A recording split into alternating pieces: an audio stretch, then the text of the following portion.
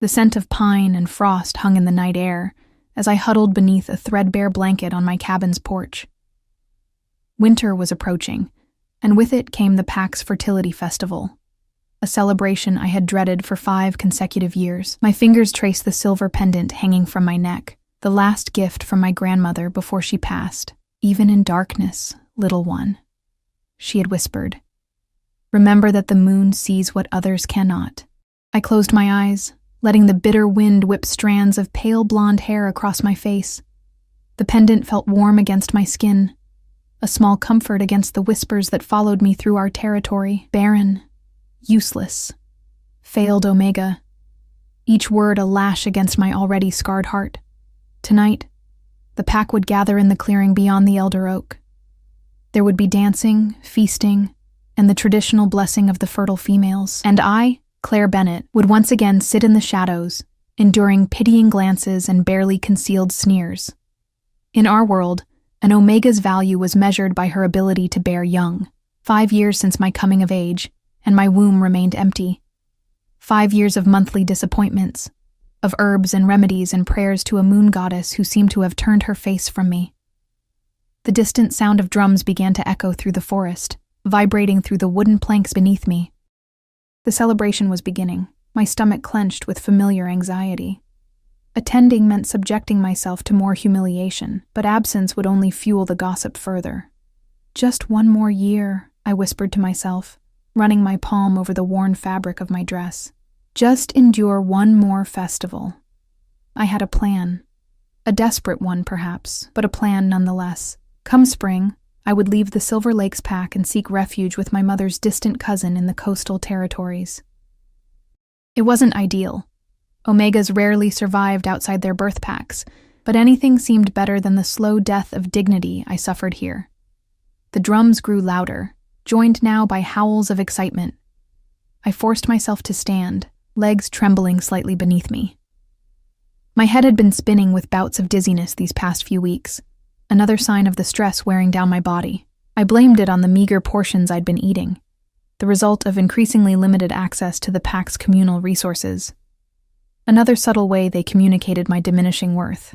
I changed into the ceremonial dress, a simple white garment that hung loosely from my shoulders.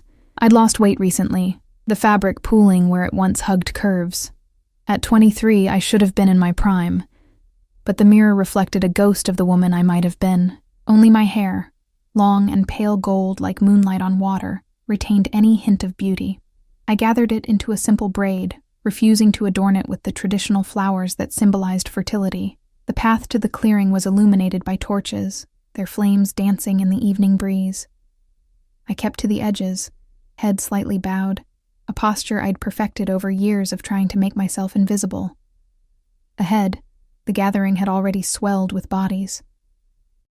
Females dressed in vibrant colors, males standing tall with chests bared despite the cold, children darting between legs, their laughter a painful reminder of everything I lacked. "Look who's decided to grace us with her presence," came a silky voice from behind me. Serena, the Pack Beta's daughter, stood with her usual entourage of friends. Her hand rested pointedly on her swollen belly, 6 months heavy with child. "Still wearing white, Claire? How optimistic." I swallowed the retort that burned in my throat. Engaging would only make things worse. "Good evening, Serena. You're looking well." "Of course I am. Some of us actually fulfill our purpose." Her eyes, cold as the approaching winter, flicked over my frame. "Though I suppose we should admire your persistence. 5 years of disappointment would have sent a weaker woman running, or a wiser one," I thought bitterly. My fingers found my grandmother's pendant again, drawing strength from its familiar contours. "Enjoy the celebration," I murmured, attempting to step around her. Serena's hand shot out, catching my wrist. "Word is that Alpha Everett arrives tonight.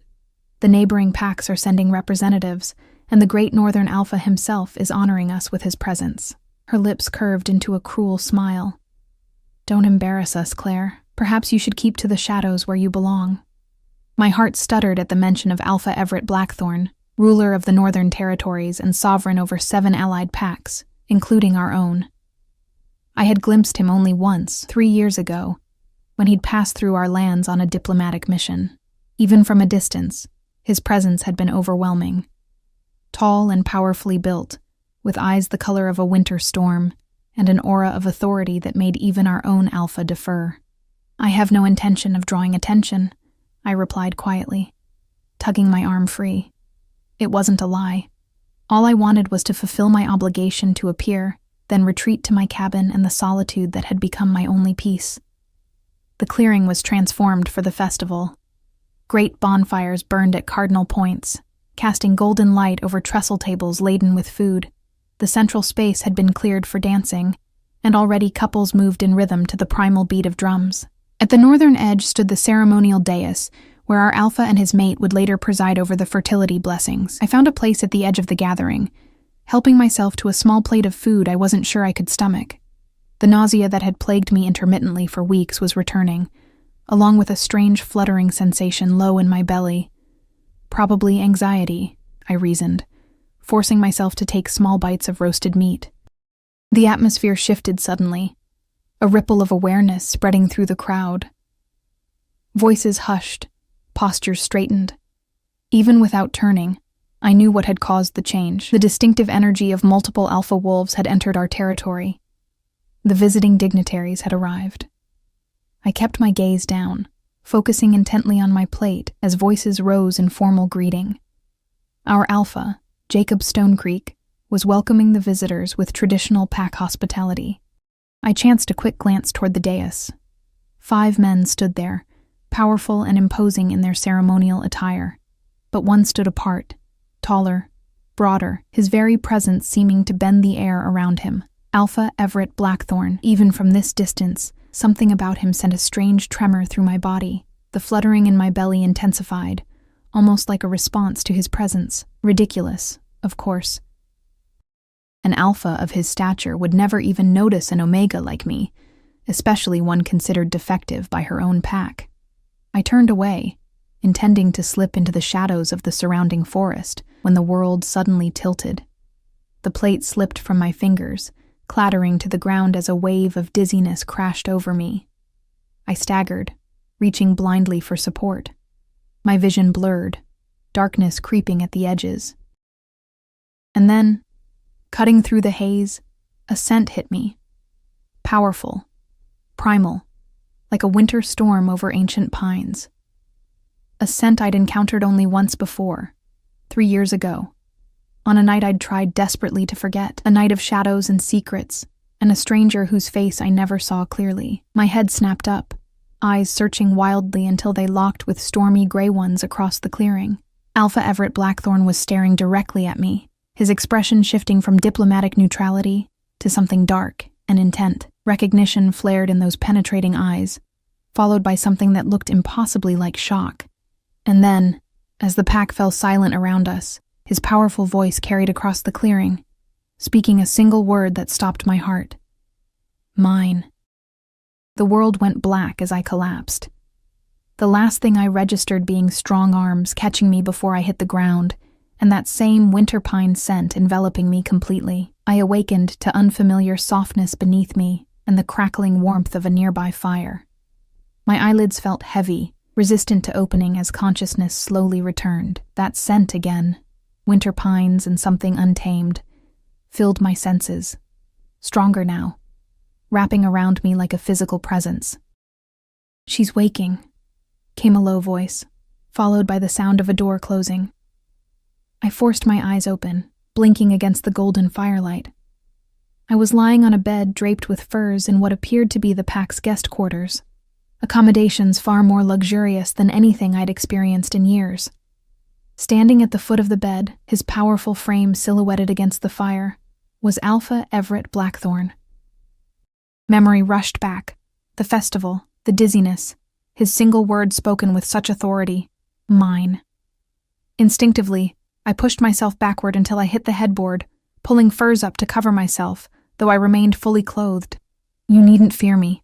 His voice was deep, resonant, with the slight rasp that all alphas seemed to possess, the echo of their wolf just beneath the surface. "Though I understand why you might." I found my voice, though it emerged as little more than a whisper. "Why am I here? What did you mean when you..." I couldn't bring myself to repeat that word, the claim that had silenced an entire pack gathering. He moved to a chair beside the bed, lowering his imposing frame into it with a grace that belied his size. Up close, he was even more intimidating. Broad shoulders, strong jawline shadowed with stubble, and those eyes, gray like storm clouds, intelligent and penetrating. His dark hair was cut short at the sides but longer on top, and a scar ran through his left eyebrow, giving him a perpetually questioning look. "You truly don't remember, do you?" he asked, studying my face with an intensity that made me want to hide. "The blood moon, 3 years ago." My heart stuttered. The blood moon. A rare celestial event that heightened wolf instincts and blurred the lines between human and beast. For those 3 days, I had sequestered myself in the forest cabin that once belonged to my grandmother, terrified of what the moon's influence might do to an Omega already considered defective. But on the final night, dreams had plagued me, vivid, burning dreams of hands and lips and a presence that seemed to consume me from within. I had awakened the next morning with my bedding in disarray, my body bearing marks I couldn't explain, and only the faintest memory of a stranger's touch. I had dismissed it as a moon-induced fantasy, too ashamed to speak of it to anyone. "That was," I faltered, heat rising to my cheeks. "That was real? Very real." His voice had softened, though his eyes remained intense. "I was patrolling borders during diplomatic negotiations. The moon affected me more strongly than I anticipated. I followed a scent that called to me like nothing I'd ever experienced." He leaned forward slightly. "Your scent, Claire." The sound of my name on his lips sent an involuntary shiver through me. "How do you know my name?" A shadow passed over his expression. "I've known it since that night. I learned everything about you. The Omega who lives alone at the edge of Silver Lake's territory. The woman who tends the memorial garden. The healer's apprentice who was dismissed when her condition became apparent." "My condition?" I echoed, confusion clouding my thoughts. He stood abruptly, pacing the length of the room before turning back to me. "They truly kept it from you. I suspected as much when I received reports. But to see it confirmed," his hands clenched at his sides. "Your pack has much to answer for." Fear and frustration tangled within me. "What are you talking about? What condition?" "You're with child, Claire." The words fell between us like stones into still water. "My child." The room seemed to tilt around me. My hand moved instinctively to my abdomen, to the slight swell I had attributed to bloating or stress, the nausea, the dizziness, the strange fluttering sensations, all of it suddenly realigned in my mind, forming a truth so obvious I couldn't comprehend how I'd missed it. "That's impossible," I whispered, though even as I spoke, some deep instinct recognized the truth in his words. "I'm barren. Everyone knows it. 5 years without conception because you've never been with anyone from your own pack," he finished for me. "Did it never occur to anyone that the issue might not lie with you?" My mind raced, trying to process implications too enormous to grasp. But I would have known. Females always know when they conceive. "Not necessarily." He moved closer, though he kept a respectful distance. "Strong alpha bloodlines can mask pregnancy signs, particularly when the mother is from a different pack lineage. It's an evolutionary protection, meant to shield vulnerable mates during territorial conflicts." I shook my head, disbelief warring with the growing certainty in my core. "Even if what you say is true, why would my pack hide it from me? Why let me continue believing I was—" My voice broke on the word that had defined me for so long. "Barren." Something dangerous flashed in Everett's eyes.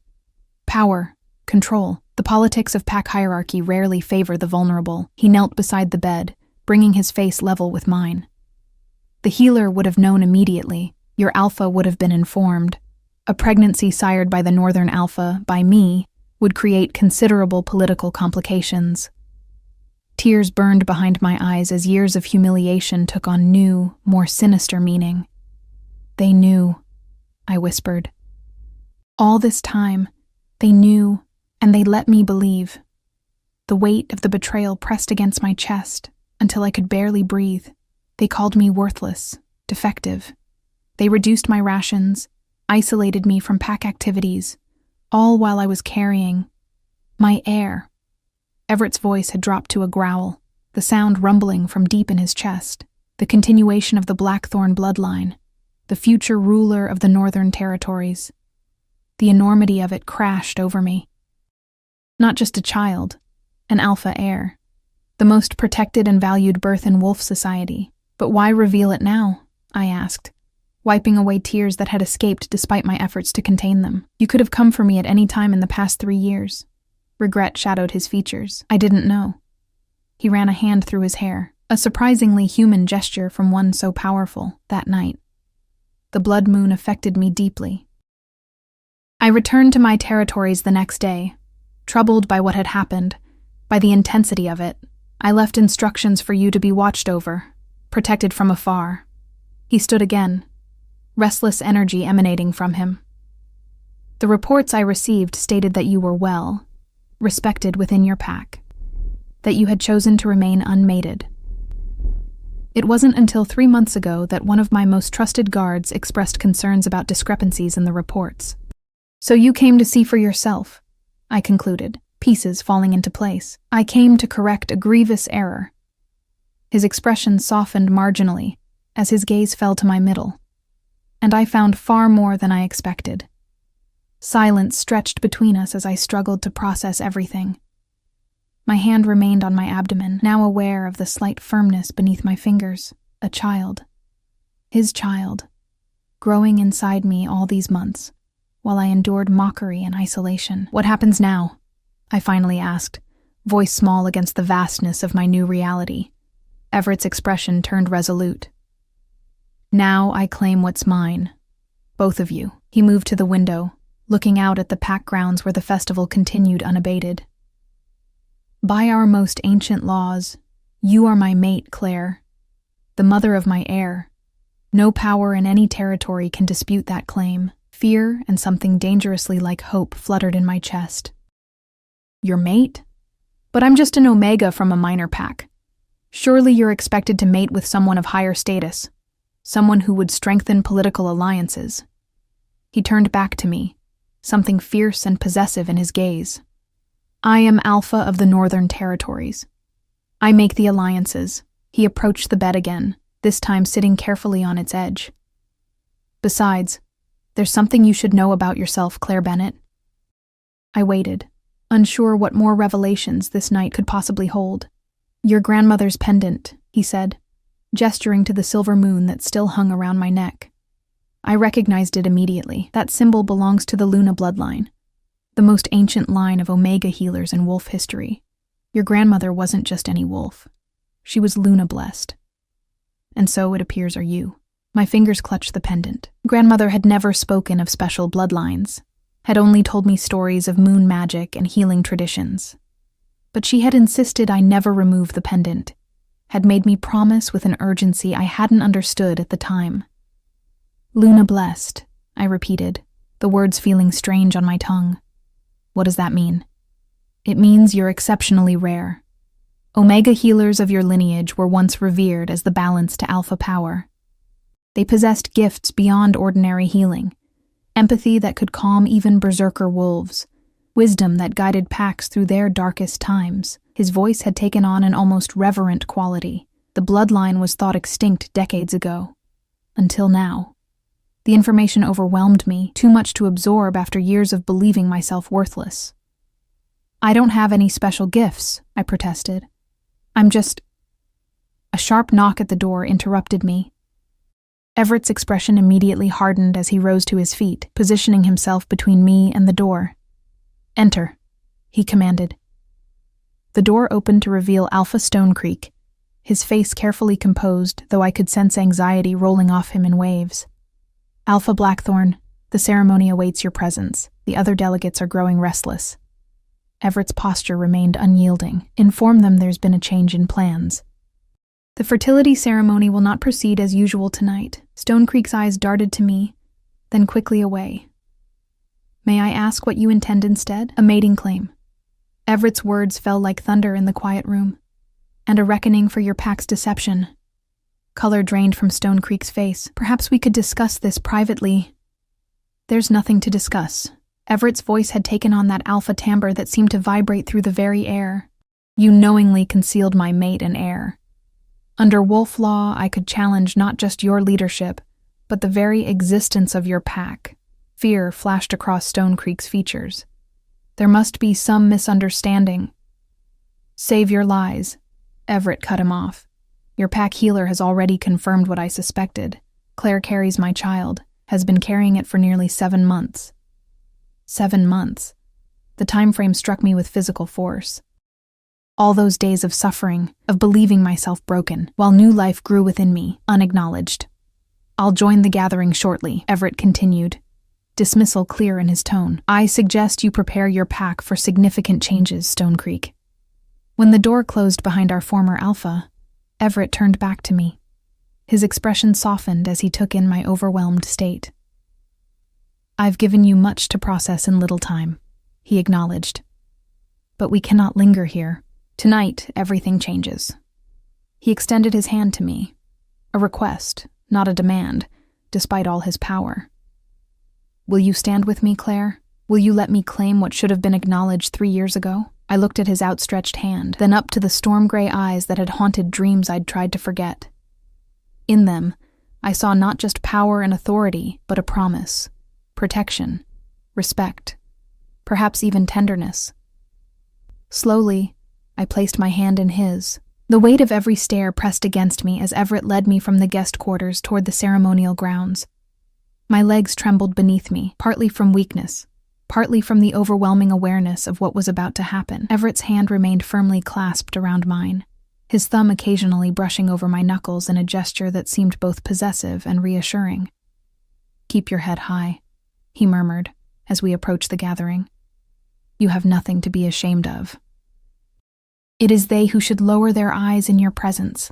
I swallowed hard, trying to summon courage I wasn't sure I possessed. For years, I had trained myself to become invisible among these people, to shrink and fade and apologize for my very existence. Now, Everett was asking me to stand before them as his equal, his mate, worthy of the respect afforded to the most powerful alpha in the Northern Territories. The festival had taken on a different energy. The celebratory atmosphere had dissipated, replaced by a tense anticipation that hung in the air like the coming storm.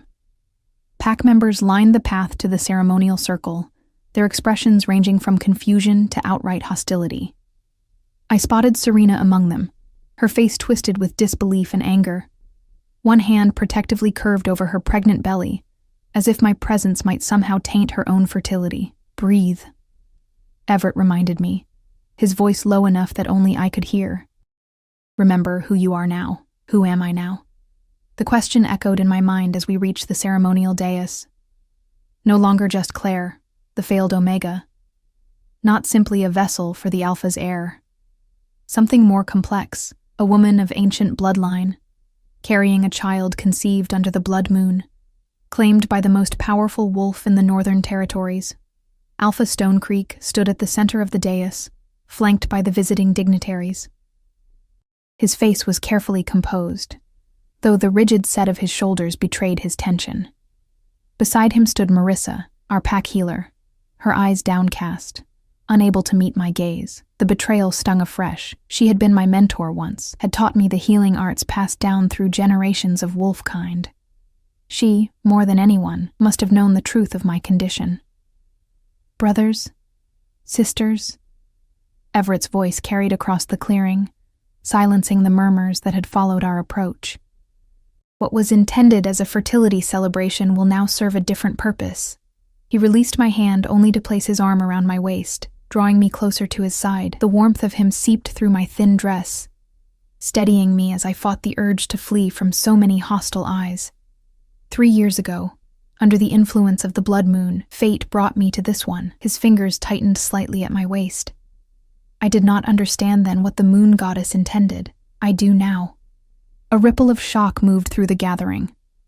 Wolfkind rarely spoke so openly of moon magic and fate bonds. Such things belonged to ancient times, to stories told around winter fires, not to the practical politics of modern pack alliances. This Omega, whom you have shunned and mistreated, carries my child. Everett's declaration rang out like a challenge. My heir, the future ruler of the Northern Territories. Gasps and exclamations erupted from the crowd. I forced myself to keep my gaze steady, though heat bloomed in my cheeks. In my peripheral vision, I could see Stone Creek's face hardening, the visiting alphas exchanging glances laden with political implications. More than this, Everett continued. She carries the blood of the Luna line. The silver moon she wears is not mere decoration, but the mark of her lineage. Omega healers of ancient power, thought lost to our kind generations ago. At this, Marissa's head snapped up, her eyes wide with genuine shock as they fixed on the pendant at my throat. This, at least, had not been part of the deception. She truly hadn't known. By ancient law and the witness of the moon, I claim Claire Bennett as my mate, mother of my heir, and Luna of the Northern Territories. The traditional words of claiming fell into a silence so complete, I could hear the crackling of the ceremonial fires. No one moved. No one spoke. Even the visiting alphas seemed momentarily stunned by the declaration. Then Alpha Stone Creek stepped forward, breaking protocol. Alpha Blackthorn, while we respect your claim, perhaps such matters might be better addressed in council, rather than— There is nothing to address in council. Everett cut him off, his voice deceptively calm, though I could feel tension coiling through his body. The claiming is not a matter for negotiation. It is done. What remains is the accounting for your pack's actions. Stone Creek's expression darkened. What actions do you refer to exactly? The willful concealment of my mate's condition, the systematic isolation and mistreatment of a pregnant Omega, the deliberate withholding of proper nutrition and care from an unborn alpha heir. Each accusation fell like a stone, heavy with the weight of pack law. Violations that, by the ancient codes, could result in the dissolution of your pack and territory. Fear rippled visibly through the gathering. Pack dissolution was the most severe punishment in our world, the stripping of territory rights, the breaking of bonds, the scattering of members to seek refuge with other packs, or live as lone wolves, vulnerable and unprotected. We had no way of knowing, Stone Creek began. But Marissa suddenly stepped forward, interrupting him. I knew. Her voice shook slightly, but grew stronger as she continued. I knew from the first examination, 3 months after the blood moon. The heartbeat was strong, the alpha markers unmistakable. She turned to me, anguish written across her features. I told him immediately, as was my duty. Betrayal cut through me with fresh pain. All those months of visiting her with complaints of fatigue and nausea, receiving dismissive diagnoses of stress and poor nutrition. All while she knew a new life grew within me. And what did you do with this information, Alpha Stone Creek? Everett's question was soft, dangerous. Stone Creek's gaze darted around the circle, seeking allies and finding none. The visiting alphas had stepped back, distancing themselves from whatever punishment was to come. I did what was necessary to protect my pack. An alpha heir born to an unmated Omega from our territory. It created a dangerous political situation. So you chose to hide it, to isolate her, to allow your pack to mock and shun her. Everett's voice had dropped to a near growl. To restrict her rations despite knowing she fed 2 lives. It was a temporary measure, Stone Creek insisted, until we could determine the best course of action. 7 months is not temporary, I found myself saying, my voice stronger than I expected. All eyes turned to me, but for once, I didn't shrink from their attention. 7 months of believing myself broken, of enduring contempt and pity, of wondering what fundamental flaw made me unworthy of the most basic respect. Silence followed my words. Even Everett seemed momentarily surprised by my outburst. The time for accounting has come, he said finally, returning his attention to Stone Creek. By right of blood and law, I could demand your territory and the dissolution of your pack, but such action would harm innocents who had no part in your deception. Relief flickered across Stone Creek's face, quickly masked. Instead, Everett continued, I invoke the right of Alpha succession. From this moment forward, you are no longer Alpha of Silver Lake's pack. You will return with me to the Northern Territories, where you will serve as guardian of the border forests, far from any position of authority or power. The declaration was met with shocked silence. Alpha succession without combat or death was almost unheard of. a humiliation worse than many could bear. "And who will lead in my place?" Stone Creek demanded, desperation edging his voice. "You cannot rule both territories." "I can and will, until a suitable replacement is found." Everett's gaze swept the crowd, assessing. "This territory now falls under my direct protection. Those who served you loyally in your deception will face similar reassignment." His eyes settled on Serena, whose face had gone pale with the implications. As daughter of the Pack Beta, her elevated status had always depended on her father's position, a position now forfeit. "The Luna bloodline," came a voice from the edge of the circle. An elderly wolf stepped forward, one I recognized as Elder Thorn, keeper of Pack histories. He approached slowly, his aged eyes fixed on my pendant. "I never thought to see it in my lifetime." He stopped before me, then did something that sent another shockwave through the gathering. He bowed, deeply and with evident reverence. "The silver moon, the balancing force to alpha power. Tell me, child, have you experienced the dreams yet?" I hesitated, unsure what he meant, but something in his rheumy eyes compelled honesty. "I dream of wolves in pain," I admitted quietly.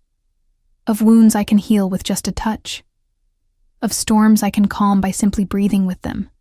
Elder Thorn straightened, nodding as if I'd confirmed something significant. "The gifts are awakening, drawn out by the child she carries." He turned to Everett. "The Alpha King and the Luna Queen. The old prophecies spoke of such a pairing, a return to balance in troubled times." Murmurs spread through the crowd, the atmosphere shifting from hostility to something more complex. Uncertainty, yes, but also a reluctant awe. I felt the weight of their regard changing, transforming from contempt to wary respect.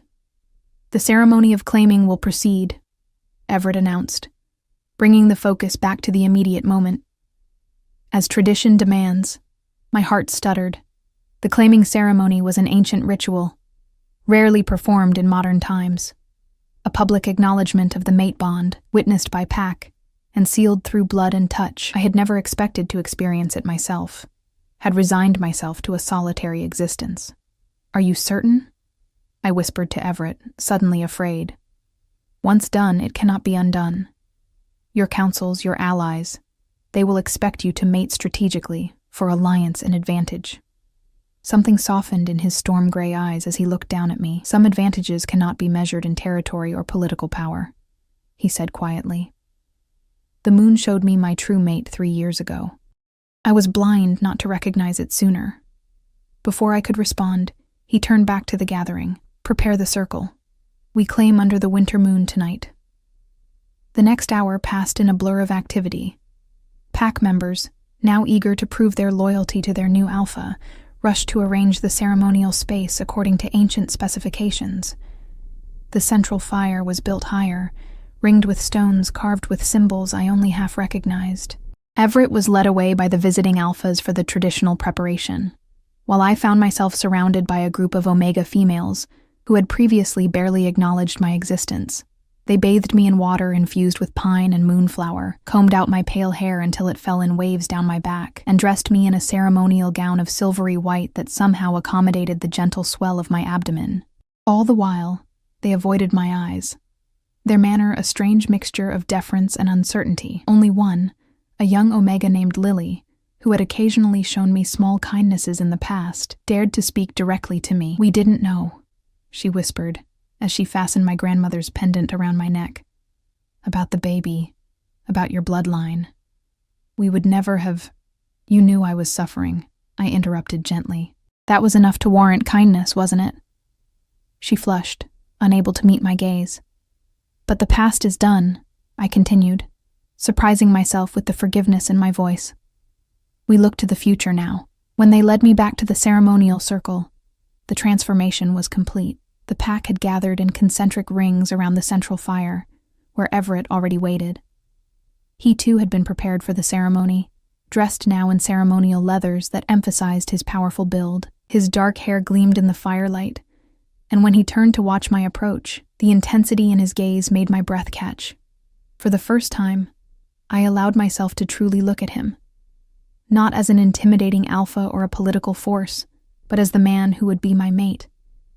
the father of the child I carried. He was undeniably handsome, with features that seemed carved from stone yet softened by the emotion now evident in his eyes.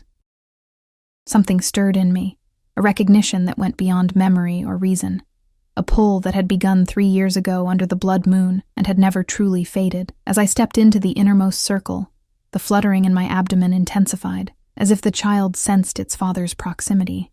Everett's nostrils flared slightly, and I knew he could smell the subtle changes in my scent that signaled my awareness of him. "Under moon and stars, before pack and kin, I claim this woman as my mate," he began, his voice carrying the formal cadence of the ancient words. "Bound by blood, by body, by the blessing of the moon goddess. Do you accept this claim?" Elder Thorn asked me, acting as officiant in the absence of the pack alpha. I looked up at Everett, searching his face for any sign of hesitation or duty-bound resignation. I found none, only certainty and something that might, with time, become tenderness. "I accept," I answered, my voice clear and steady. "Under moon and stars, before pack and kin, I accept this man as my mate. Bound by blood, by body, by the blessing of the moon goddess." "Block 4. Elder Thorn nodded solemnly, then produced a ceremonial blade from the folds of his robes. The silver gleamed in the firelight, ancient runes etched along its surface catching the light as he held it aloft. "Blood to blood, life to life," he intoned. "The bond eternal, blessed by the moon." The blade descended first to Everett's palm, drawing a thin line of crimson across his skin. He didn't flinch, his eyes never leaving mine as the elder then took my hand, turning it palm upward. The sting was brief, a small price for what was being forged between us. Thorn stepped back as Everett clasped my wounded palm with his, our blood mingling. The sensation that followed caught me entirely unprepared. A rush of warmth that flowed from our joined hands up my arm and throughout my body, like liquid fire in my veins. Gasps rose from the watching pack, and I realized belatedly that our joined hands had begun to emit a soft silver glow, visible even in the bright firelight. "The Luna blessing," Elder Thorn whispered, awe evident in his voice. "It has not been witnessed in 7 generations." The warmth intensified, and with it came flashes of sensation and memory that were not my own. A childhood spent in the high mountains, the weight of leadership placed on young shoulders, years of solitude despite being surrounded by pack. I was experiencing Everett's life, his memories flowing into me through our joined blood. His pupils dilated as he looked down at me, and I knew he was experiencing the same, seeing my childhood, feeling my grandmother's gentle guidance, enduring the years of isolation and mockery that followed her death. "I see you," he murmured. Words meant only for me despite the circle of witnesses. "All of you." The glow subsided gradually, leaving behind a strange new awareness between us. The physical cut was already healing, wolf regeneration sealing the wound, but something deeper and more permanent had been established. I could feel him now, a presence at the edge of my consciousness. His strength, his certainty, and beneath it all, a profound sense of relief, as if he too had been incomplete until this moment.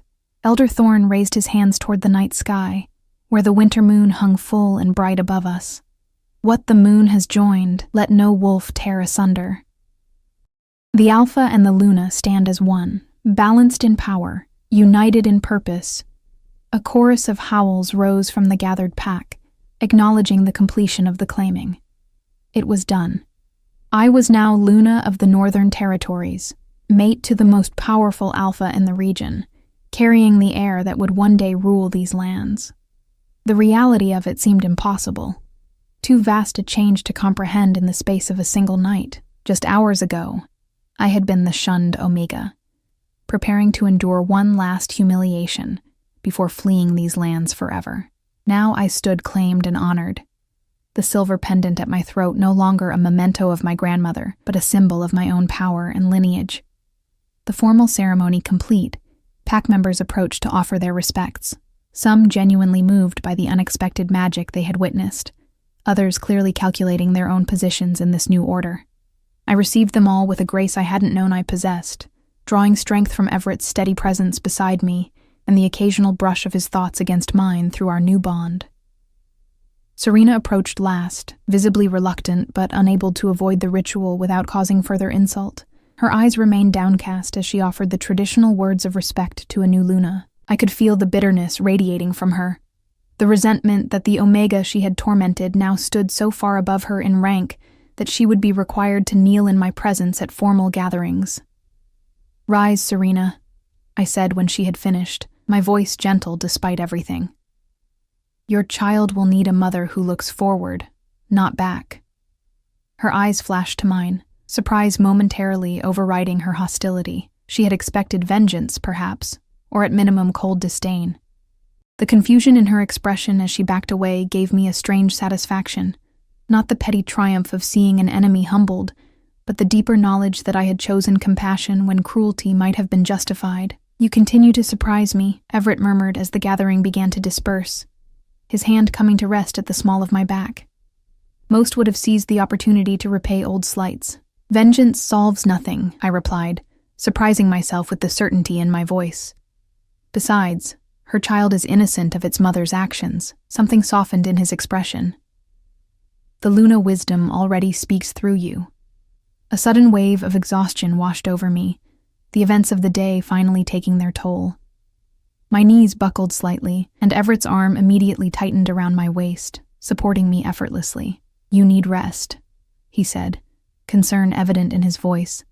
"Both of you do." Without warning, he swept me into his arms, cradling me against his chest as if I weighed nothing.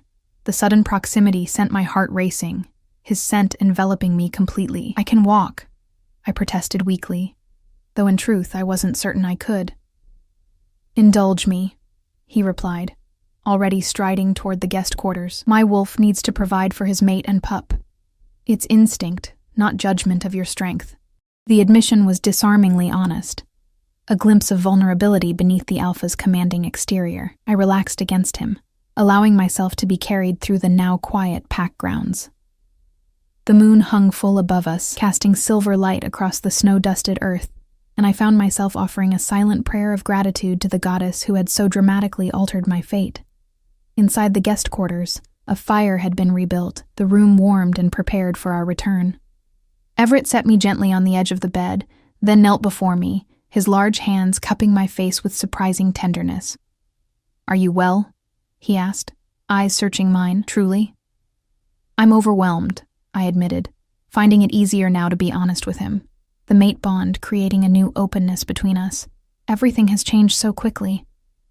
Yesterday I believed myself worthless, and now you know the truth of your value. His thumb traced my cheekbone lightly. "Though I would argue that you were never worthless, Claire, even without the Luna bloodline or my child.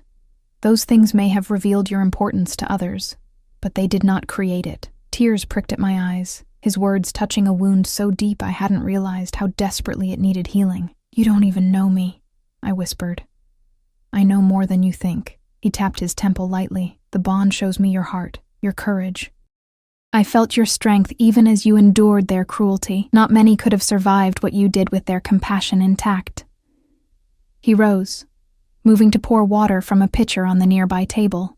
"Besides," he continued, his back to me as he added herbs to the water, "I've had 3 years to learn about you from afar. My wolves reported your kindness to the pack pups, your tending of the memorial gardens when others neglected them, your quiet resilience in the face of isolation." He returned with the cup, offering it to me. "Mint and chamomile," he explained. "Safe for the pup, and it will help you sleep." I accepted the drink, our fingers brushing in the exchange. "And what happens when we return to your territories?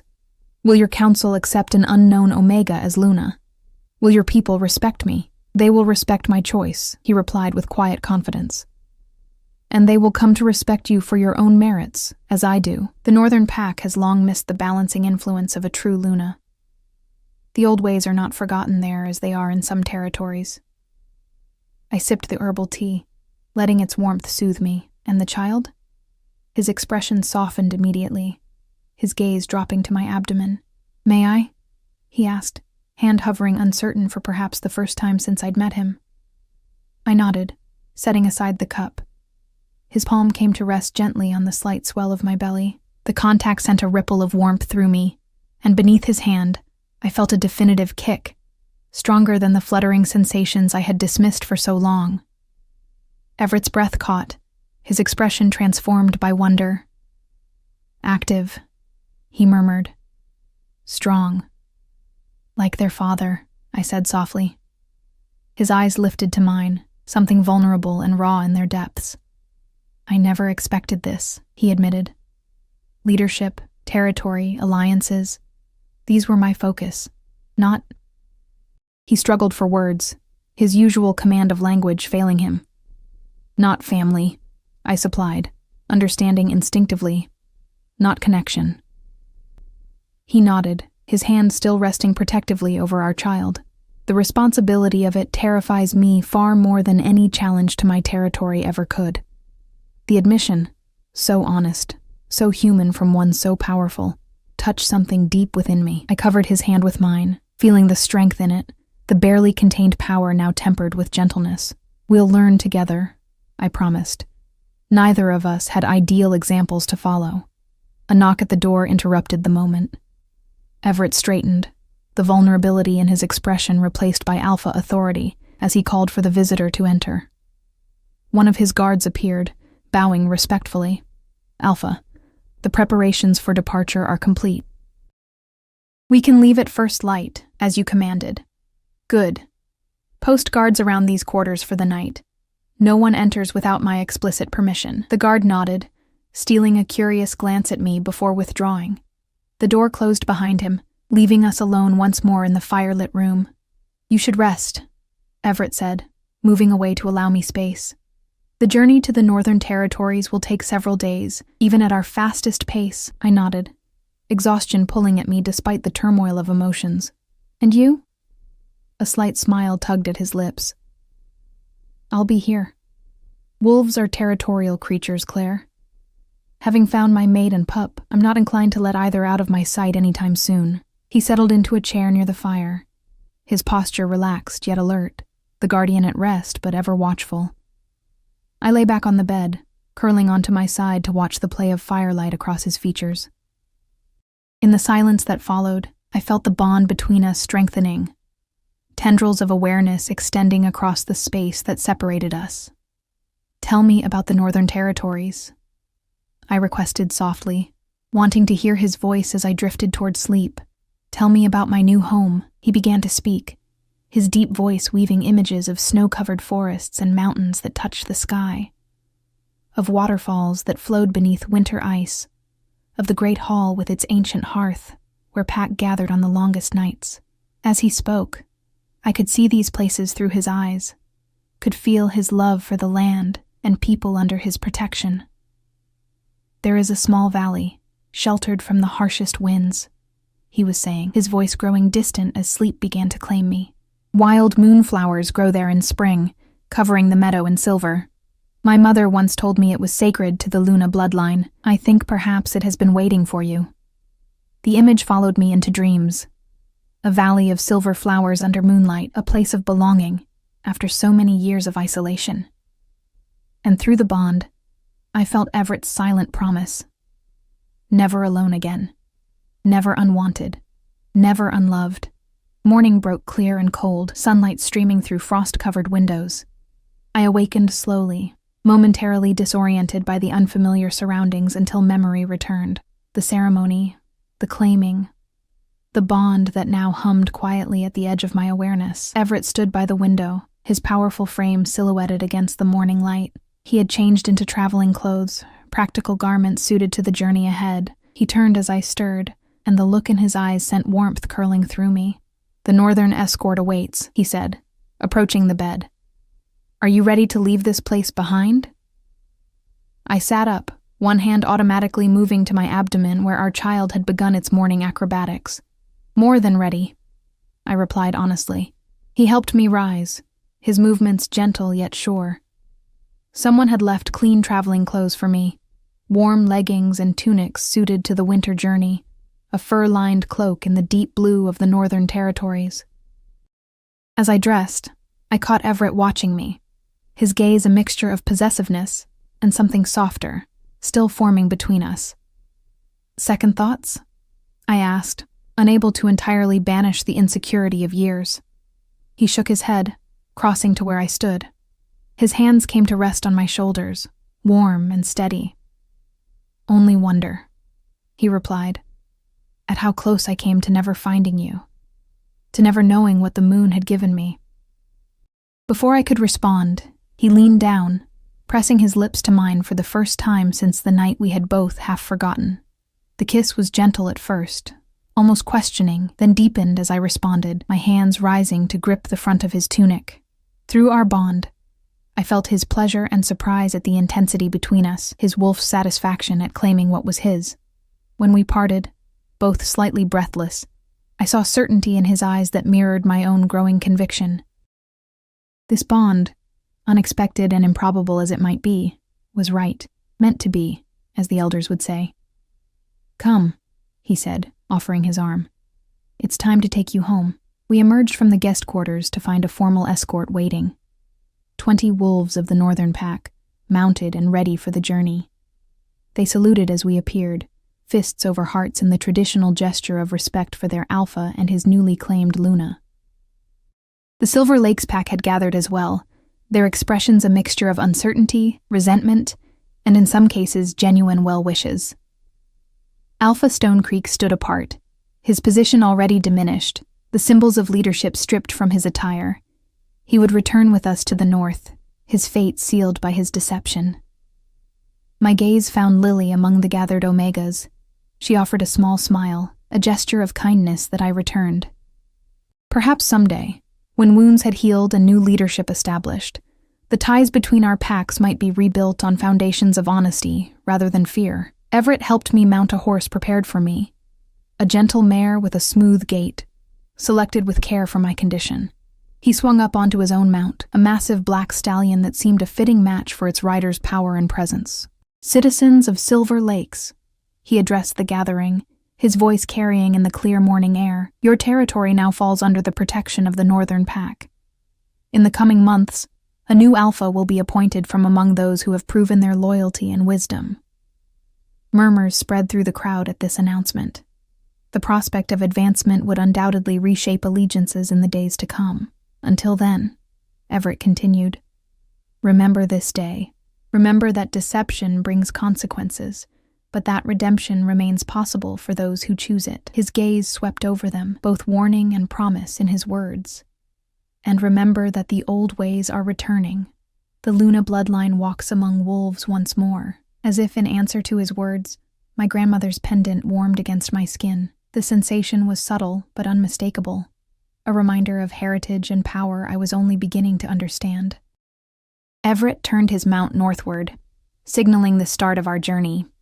As we rode through the pack grounds toward the territorial boundary, I looked back once at the place that had been my home and prison for so long. The cabin where I had lived in isolation stood empty now, already seeming smaller and less significant than it had just days before. "No regrets?" Everett asked, reading my expression. I shook my head, facing forward again as we passed beyond the boundary markers of Silver Lake's territory. "No regrets," I confirmed. "Only gratitude that the path forward leads away from here." He reached across the space between our horses. Taking my hand briefly in his, through our bond, I felt his approval, his pride, and beneath it all, a growing tenderness that neither of us had anticipated. Ahead, the forest opened onto rolling hills already dusted with early snow. Beyond them, visible as a distant blue shadow on the horizon, rose the mountains of the Northern Territories, my new home. Our child stirred within me, as if sensing the significance of this journey. The winter sun glinted off my grandmother's pendant as we rode north, the silver moon catching the light like a promise. I was no longer the rejected Omega, mocked and isolated for a barrenness that had never existed. I was Luna, mate to the Alpha King, carrier of his heir, descendant of an ancient and honored bloodline. I was, at last, exactly where I belonged. As if reading my thoughts, Everett looked over at me, something like wonder still evident in his storm-gray eyes. "Welcome to your new life, Luna," he said softly. I smiled back at him, feeling strength and certainty flowing through me with each beat of my heart. Our new life, I corrected gently, for the three of us. His answering smile held all the warmth of the coming spring, all the promise of days yet to unfold.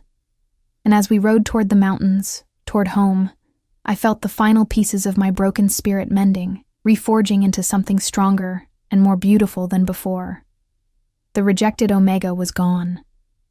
In her place rode the Luna Queen, heading toward a future bright with possibility, love, and the ancient power of the moon.